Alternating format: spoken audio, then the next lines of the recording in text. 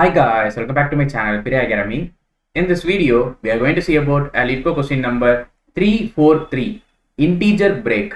Given an integer n, break it into sum of k positive integers where k is greater than or equal to 2 and maximize the product of those integers. Return the maximum product you can get. For example, if n is equal to 2, then I can get a product of maximum of 1 because see here 2 can be divided as 1 plus 1. So that's the only one possibility I have, right? Okay, now 1 cross 1 which is equal to 1. So product of 1 into 1 is 1. Fine. So if it is of 10, then I have I can just split like 3, 3 and 4 such that the product of them is 36. You may ask, hey, you can also take 10 ones, but 10 ones product is going to be 1. That's going to be minimum, right? But they are asking us the maximum. Now hope you understand the problem statement. Now from this you can clearly understand that it is a combination type, right? Okay, so whenever it is a combination, we'll be going for a recursion. If you don't know about the recursion, just go and watch my recursion playlist, that recursion introduction, okay, where you can understand the recursion tree, recursion stack, and how the recursion works in a DFS manner. Okay, fine. So first of all, for any recursion, we want to form the function which having the varying parameters, right? So what are the varying parameters I have here? So initially I want where I am standing at, right? So what is the value I am standing at, whether it is 1 or 2 or 3, like that. Okay, and then what is the second thing I want is what is the target value I want to frame, right? So what is the target? So these are the two things I want in the function. Okay, how I am going to breaking this main problem into sub problem is I have two choices, right? I have two choices. What are those two choices? I can either take that particular value and stand there, or go to the next particular value, which means I can either take that particular value, do the product with another function call of that same value, stand at the same value, but subtract from the target. So target minus I, or else where should I go? I will be going to the maximum of I plus 1. Sorry, I will be going to I plus 1 and then target. So that there is no change in the target. So among these two, I'll be taking the maximum. To find the solution for the main problem. Can you understand this? Okay. If you cannot understand this, now I am going to draw the recursion tree. From there, you can understand this clearly. Okay. So first of all, where should I start? I will be starting from the number 1. Okay. So 1 is the least number we can multiply. If I multiply 0, then what many terms there are? It will be also 0. So that's the reason why I am starting from 1. And what is my target value? So target value as of now it is 4. Okay, 4. Now how can I split this into two things? So first I can split it into take. I'll be taking. If I take it, it will be 1 cross f of 1 comma 4 minus 1, which is equal to 3. Can you understand this? If I not take, then it will be something like f of go to the next thing and don't change the target. Okay, again I have two choices, take and not take. If I take, it will be something like take 1 and stand there itself, don't go anywhere. If I not take, hey, go to the next thing and stand at the same target. Okay, similarly here also I have take and not take. If I take, it will be 2 into what is the value inside, it will be changing, it will be 2 comma 2, standing at that but subtracting the target. Or else stand to the next thing and don't do anything in the target. Okay, not take. So again I have take and not take. If I take it, it will be 1 into 1 comma 1, 1 into 1 comma 1. Okay, similarly here if I not take, it will be something like f of 2 comma 2, right? Now similarly here also I have take and not take. If I take it, it will be 2 into f of go take that same thing but subtract 2 in the target, so it will be comma 1. Okay, similarly here it will be f of if I don't take it, it will be 3 comma 3. Okay, similarly here I have take. If I take it, it will be sorry, it will be 2 into f of 2 comma 0. If I don't take, it will be something like f of 3 comma 2. Here also take, not take. If I not take, it will be 4 comma 4. If I take, it will be 3 into 3 comma 1. Okay. Now come here. Here I have take. If I take, it will be 1 comma 0. Here 1 into 1 comma 0. If I not take, it will be something like f of 2 comma 1. Right. Now I want you to understand this clearly. See here. See this red color mark carefully. It is what? It is 2 comma 1. 2 comma 1 means I am standing at 2 and expecting my target will be equal to 1. It is quite funny, right? It is quite funny because you know that clearly. Like you are standing at 2 expecting what are all the next value you can get, 3, 4, etc. so on. So anything, any value can satisfy my value as 1. No, right? So here I'll be returning 0. Here I'll be returning 0. Which means, what is stating here? From me, you cannot form a sum or you cannot get a value which is equal to your target. So return 0. That is not possible. That is not possible. So similar to this, what are all other things I can find like that? So here I will be taking this as 0. Similarly, here at this particular point, I will be taking as 0. Okay. Now another condition I want you to understand is, observe this particular line, this rose color mark. So here both the I value and the n value is different from the target. Okay, or else you can take like the initial given value. So the initial input is 4, right? Now my I value is 4, which means these two stating like, hey, you are taking 4. Then 4 should be added with something else, right?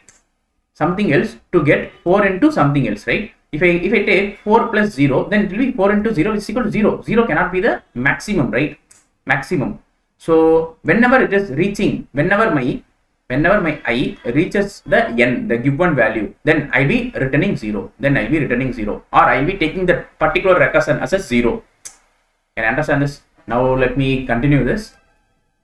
So now follow my yellow color mark. Okay, so the yellow color mark going to be much more important. So see here, this particular function here, what is the target value? Target value is equal to 0, which means I somehow take some combination where by adding them I'll be getting the target. So here I'll be stopping. And returning 1. So 1 into 1 is equal to 1.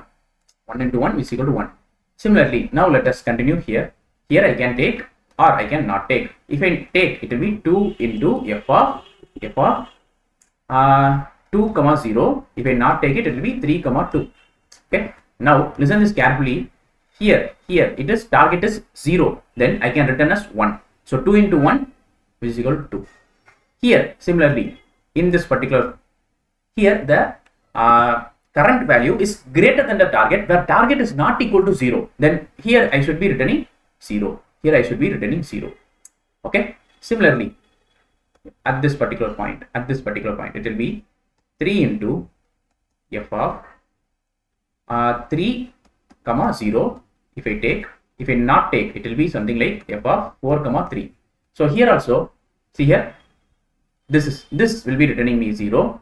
Meanwhile, instead of this entire thing, I'll be making us 1. So 3 into 1 is equal to 3. Okay. Now similarly here also it will be something like 1. So it will be returning me 2. Okay.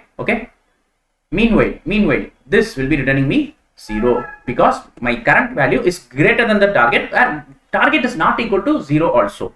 Okay. Now let us compute this. Follow the white color mark. So see here it is 1, here it is 0.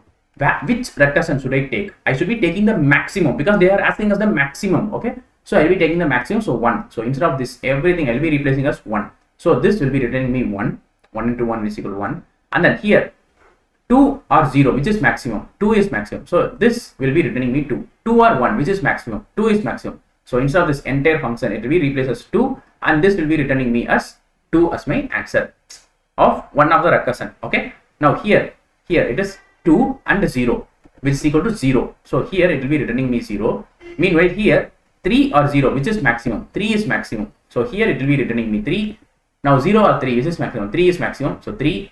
Now 2 or 3 is maximum. 3 is maximum. So instead of this every function, I'll be replacing as 3. Okay. Now from here it will be returning 3 into 1 is equal to 3. Okay. Similarly here it is 2 or 0, which is maximum. 2 is maximum. So take this as 2. Now the next step, 2 into 2 is equal to 4. Okay. Meanwhile here 0 or 0, 0. So 0. So now 4 or 0, which is maximum. 4 is maximum. So instead of this, take 4 and return 4. Now 4 or 3, which is maximum. 4 is maximum. So 4 is going to be your output. Can you understand this? Now this is going to be your additional thing. Just listen. First, I am not take. First, I will be not take. Okay. So which means I am not taking 1. I am not taking 1. Next, I will be taking this 2. Taking this 2. Okay. So 2, comma. Again, I am taking the 2. That's the reason why I am getting the result as 2 into 2 is equal to 4. Can you understand this? If you follow the dominating path, then you will be getting the answer. But it is not in this problem. We are only focusing on what is the result. What is the maximum value? We are not focusing on what are the values we are taking. Can you understand this? Fine. So this is going to be your overall recursion tree. Okay. Now tell me what is the time complexity. So I can tell you the time complexity will be over 2 power n into t, the target value. Meanwhile, the space complexity will be over, or else instead of taking n into t, I can tell you it will be n square, because both the I and the t value will be same. Like we'll be starting from 1 and ending at the n value. So it will be n square only. Okay. Now what is space complexity? It is also over n square because of the recursion stack. Okay. Fine. So here this 2 power n square is because of for each and every recursion, I am going for 2 recursion calls. Then for n square recursion, I will be going up to what? 2 power n square recursion calls, right? So that's the reason why I am getting the time complexity as this and space complexity as n square. Fine. So now let us see the code. Here is the Java code. If you want C++ or Python code, just search in the description. Okay. Fine. So this is going to be your function call 1, n. So as I already told you, where I will be starting for I value, it is 1, and where I am starting for target, it will be n. Okay. Now, what are 3 base conditions I have? So the first base condition is if my I is equal to n, then what should I return? I will be returning 0. What it signifies? It signifies, hey, you have reached the maximum value, and if I take that maximum value, then I can only do plus 0. So anything into 0, when I am converting into the product, when anything into 0 will be returning as 0 only. That's the reason I am returning 0.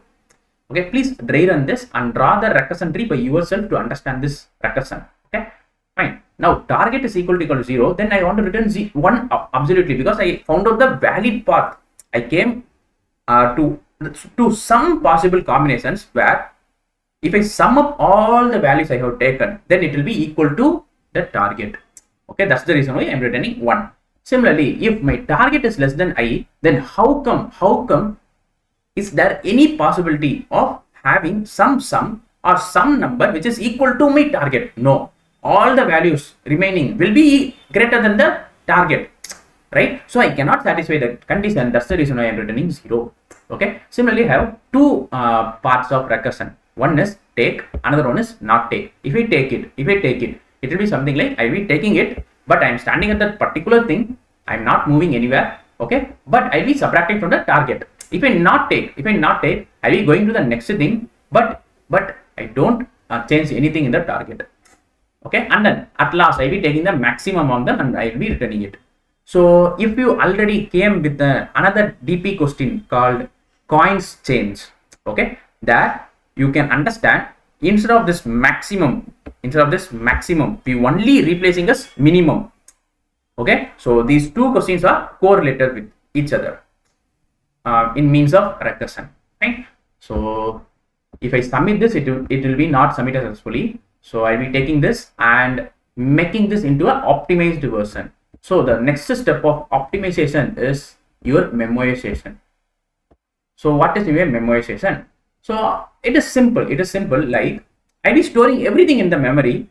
In case in future, if it is again expected or if it is again wanted, then I, instead of going for all the recursion call, I'll be taking from the in memory. Okay, so that's the core definition of memoization. So this memoization can be done using the hash map or using the array. I will be only showing you the array. If you want the hash map, just go and try by yourself after watching this array, because hash map is so much easy, and also it is quite disadvantage than the array. We cannot further optimize in case of hash map. Fine. Okay. So see here, I want you to understand this. Let us get into here. So here f of 2 comma 2, right? Again, this f of 2 comma 2 is here. So let me change the color. So see the orange color. Okay. So here also it is f of 2 comma 2, right? So whenever I encounter some function and I found out the answers by using all the recursion calls, then I'll be just storing it in my memory, so that in future, if it is again occurred, then at that particular time I don't want to go all these recursion calls. Instead, I'll be just returning from my memory, right? So this is what the exact thing we are going to do in a memoization. So there are few steps to do a memoization operation. Okay, so the few steps are, first of all, you want to design what is going to be the matrix, right? So what is going to be the like what is going to be the array, like whether it is a 1D array or 2D array like matrix, or whether it is a 3D array. So for that, first of all, you want to find out the dimension, right? So see here, what is the varying parameter we have here? So it is I and a target. So these two are the main varying parameter I have, right? So from this I can tell you we are going to use 2D array, okay, 2D array. Now what is going to be the range, or what is going to be the size of the array, 2D array? So see here, my I is starting from 1 and going up to where? And going up to n minus 1. So when it is equal to n, I'll be returning 0, which means my I will be starting from 1 and going up to n minus 1, right? So as you know, our array will be always starting from 0th index. We will be including the 0th index also. So 0, 1, 2, 3 up to n minus 1. Okay, which means for example, if I have array like, if I have the n value as 4, then I'll be having 0, 1, 2, 3. So which have the 4 rows. Okay. Similarly, how many columns should I have? So target, it will be starting from target. Okay. Going up to where? Going up to 0 plus 1, which is equal to 1. Can you understand this? If it is 0, then I'll be returning 1 there itself, right? So it will be going up to 1. Since here also the matrix cannot be starting from 1, it will be always starting from 0 only, right? So 0, 1, 2, 3, but here comes 4. Can you understand this? So this is going to be your matrix. Okay. So what is the dimension of the matrix? It is n cross n plus 1. So this is going to be a dimension of the matrix. Okay. Now what is going to be the initial value of all the values in the matrix? So the initial value will be like some value which is not in the written case. So see here it is 3 and 0 are returning, 4 is returning, 1 is returning, any positive numbers are returning, right? But there is no thing like negative value. So I'll be initializing everything as -1, or I'll be initializing everything as null, or I'll be initializing everything as infinity, or I can initialize everything as -infinity. So here I can initialize anything, right? But it should be same for all the values, right? So I can initialize as -1. So everything will be of -1. Can you understand this? So this is what the first step. What is the next step? Next step is we want to add one more line here. What is that line?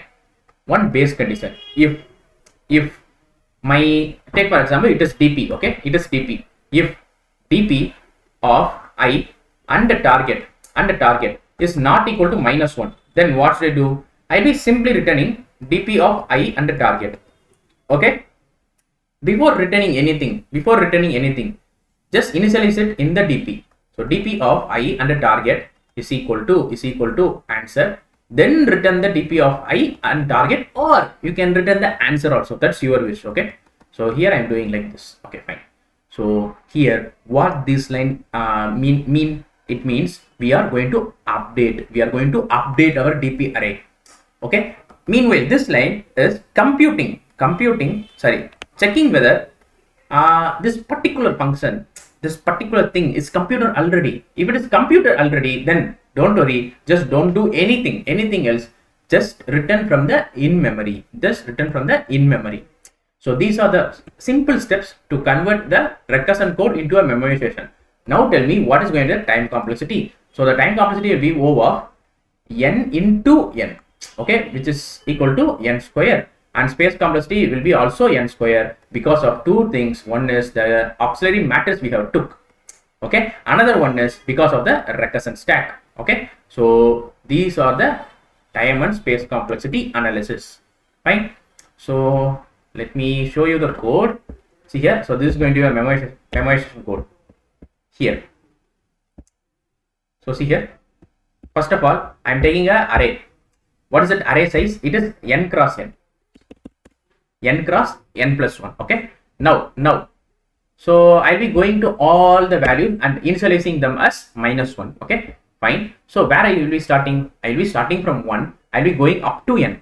Sorry, I'll be starting from 1 for the I, and for the target I'll be starting from n, given n, okay. Now remaining all the values are same, all the code are same, but the only difference here is we want to add these two lines. So what these two lines are indicating? These two lines are indicating, like, if it is already computed, then don't worry, just return it, okay. Similarly, these two lines are like, if I found out the answer, then instead of going to, like, instead of just returning it, just update in my DP, then return it.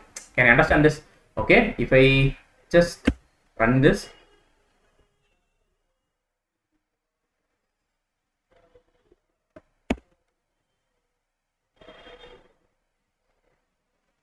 yes, it is submitted successfully, right? So now hope you understand how much we have optimized the code. Okay, if I submit the recursion code, then it will be not submitted, but now it is submitting, right? So because see here, n value will be up to 58, okay. So that's the reason why it is submitted now. Fine. Okay, so let us get into the next optimization technique called tabulation. Before that, let me take this, just a minute. So if you already saw my videos on DP, then you can easily understand what is meant by tabulation, right? So whoever or new, I'll be explaining you what is meant by tabulation. So tabulation is like, we are having a space complexity in the above thing because of matrix and also the recursion stack, right? Now if I eliminate the recursion stack, it is also one of the space optimization technique, right? So that's the reason why we are getting into tabulation. In tabulation, we will be eliminating the recursion. Instead, we will be using a looping. Okay. So what is meant by this is, we are going to use looping. Okay. Here also we want to follow some set of rules. The first set of rules is, we want to just modify the array. We want to check whether we want to modify the array. For example, we have n cross n plus 1 as the matrix, right? Heads of node. Okay. Now, if n is equal to 4, then I'll be having 0, 1, 2, 3. Meanwhile, in above, it will be 0, 1, 2, 3, and 4, right? So this is how our matrix looks like as of now. Now, just see here, whenever it is a tabulation, go to the base condition, okay? So what is the first base condition? If I is equal to n, so this entirely depends on I, and this entirely depends on the target, right? Now, if my I is equal to n, which means if my I is equal to 4, then I want to return 0. So I want another row. Can you understand this? So which means my dimension, my new dimension is n plus 1 cross n plus 1, because I want one more row, so that my I value is equal to n. Can you understand this? Okay. Now, if target is equal to 0, then I want to return 1. Okay, so let me finish this. Yes. Now, if target is equal to 0, so target is equal to 0, then we want to return 1, which means all these values should be equal to 1. Fine. Now, if target is less than I, then we want to return 0. So this thing, whenever you are seeing some conditions, space conditions like this, we want to include in the body. Leave it as it is. We want to include this in our body. Okay. Fine. So remaining things you can initialize as 0 or -1, that's your wish. Okay, but here these things, these everythings should be equal to 1 only. Okay, fine. So up to this clear, right? Now what is the next step? Next step, now you can totally ignore this part, you can totally ignore this base condition. Okay, now what is the next step? So all other things are my body of the recursion. Whenever you reach the body of the recursion, you want to start with the looping. Okay, so for what is my I value from to 2. Okay, so my I value is starting from 1, and going up to where, and going up to n minus 1, and going up to n minus 1. Then here it will be starting from n minus 1 and going up to 1. Can you understand this? Just do a reverse fashion. Okay, so that you can achieve this. Okay, fine. Now for again target. Okay, target will be starting from where? Will be starting from n and going up to where? And going up to 0, So it will be in a reverse fashion. Reverse fashion means it will be starting from 1 and going up to where? Going up to n. That's it. Can you understand up to this, right? Now what is the next step? Next step is just take this line. So pick is equal to I cross. So what is a pick condition? We want to include that. So we want to include this thing. So if my target is greater than or equal to I, then only I want to go and pick. So what should I pick? I should be picking I cross. Okay, I cross. So what is here? It is recursion call. Whenever you encounter the recursion call, put a dp of what is changing parameter I and target minus I. Can you understand this? Okay, now outside of this, it is not pick, which is equal to dp of, again instead of this com, you will be using the dp. Okay, dp of I plus 1 and target. So I plus 1 and target.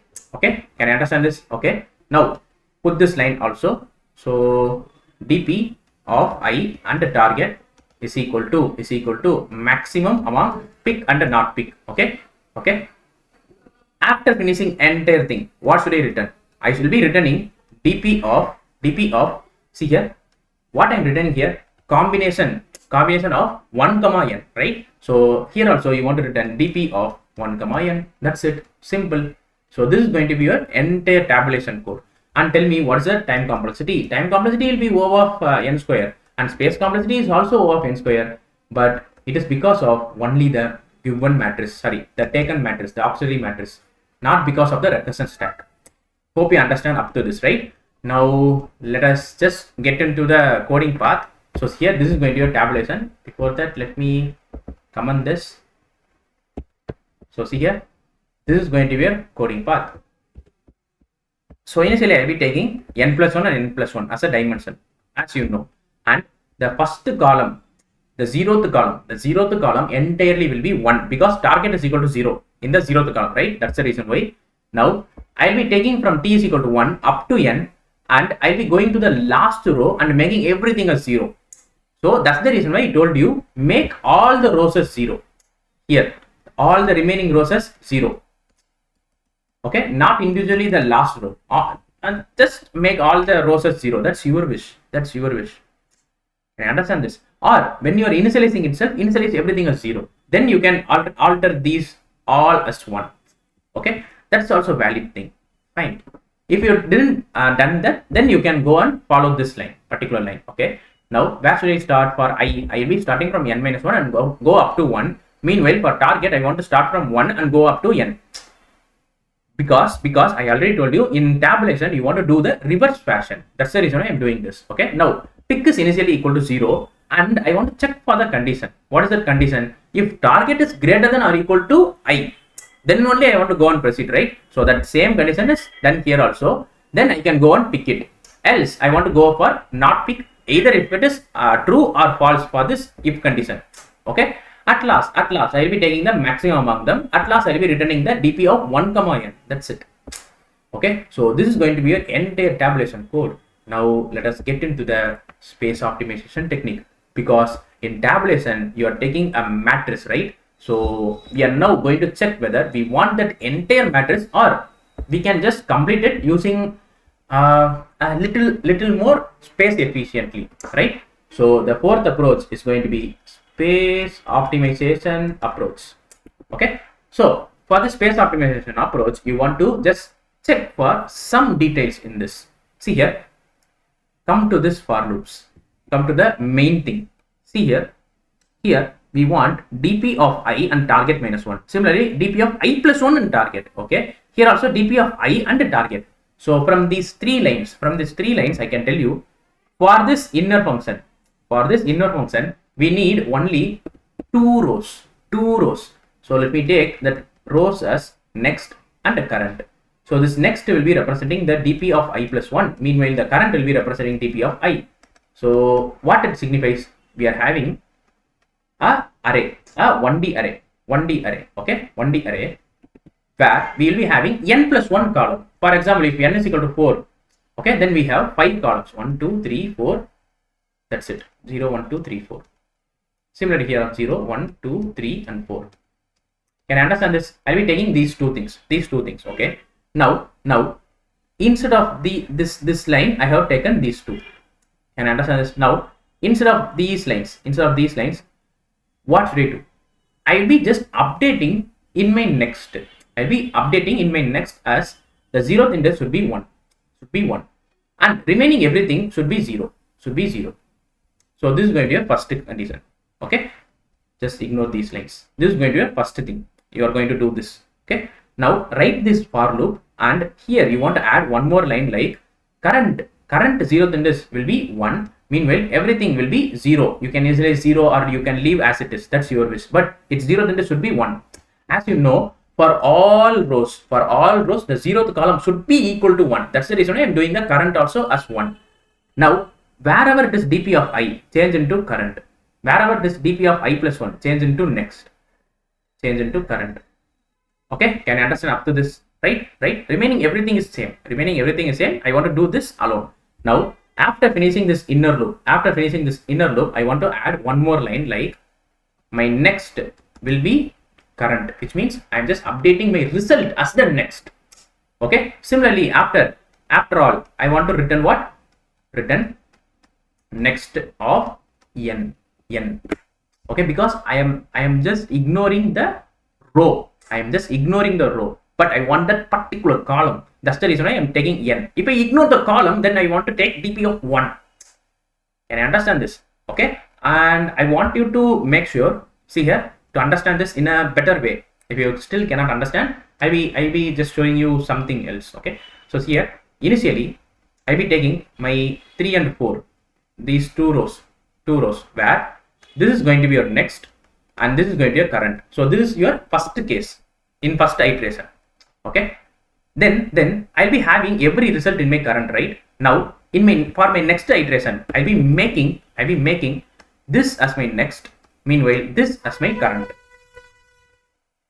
Okay. Meanwhile, in the next thing, what should be my current and next? So these two things. In next iteration, these two things. Stop here. Now you will be having the result. Here.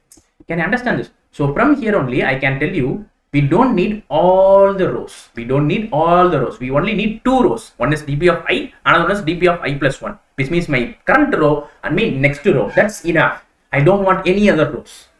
And understand this. By doing this, my time complexity will be remain same, but my space complexity will be O of n only. Can you understand? Yes.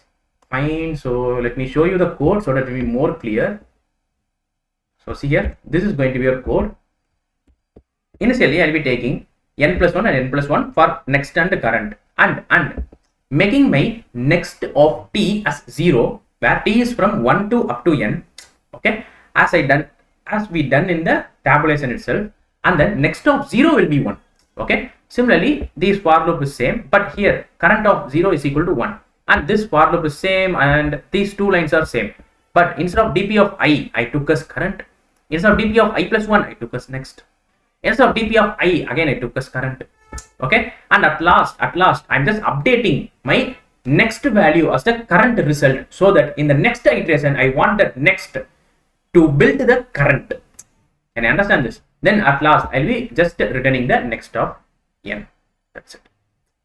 So instead you can also return like current of n. That's your wish. Okay, so this is what the entire code and this is what the entire space optimization technique. Okay, fine. If you really understand this all 4 approaches, please comment below.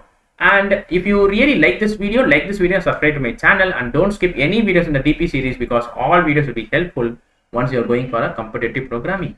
And if you have any doubts in these approaches, just comment below. And I want you to know that we have another one approach where your time complexity will be absolutely equal to O of 1, and space complexity is also equal to O of 1. So let me show you, just a minute. So that approach is totally of a mathematical approach, where you will be taking all the values and taking some observations and doing that. Okay, so just a minute.